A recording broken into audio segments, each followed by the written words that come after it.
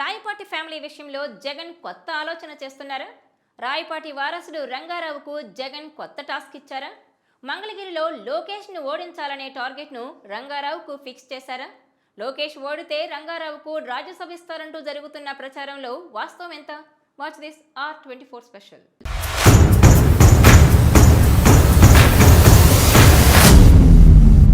ఇటీవలి కాలంలో వార్తల్లోకి వచ్చిన మాజీ ఎంపీ రాయపాటి కుటుంబం సంచలన వ్యాఖ్యలతో పొలిటికల్ సెగరేపిన విషయం తెలిసిందే.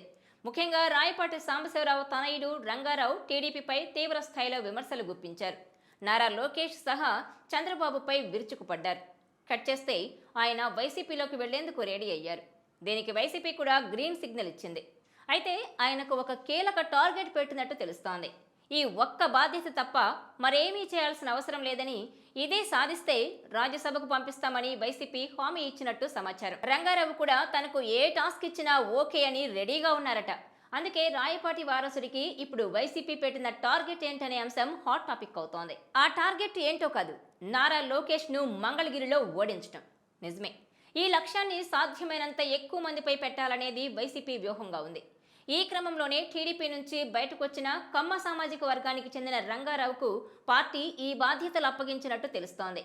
తాడేపల్లి వర్గాల కథనం మేరకు సాయిరెడ్డి ద్వారా సీఎం జగన్ ఈ విషయాన్ని రంగారావుకు చేరవేసినట్టు సమాచారం.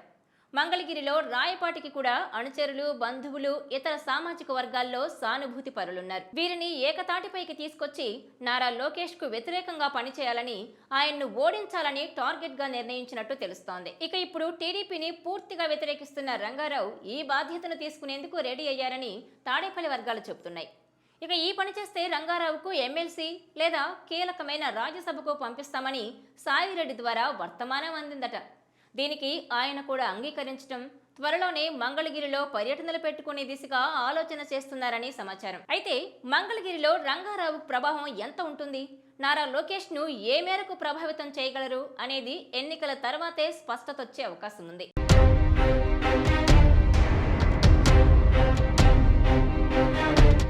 ఈ వీడియో మీకు నచ్చినట్లయితే please share, like and subscribe R24 Telugu.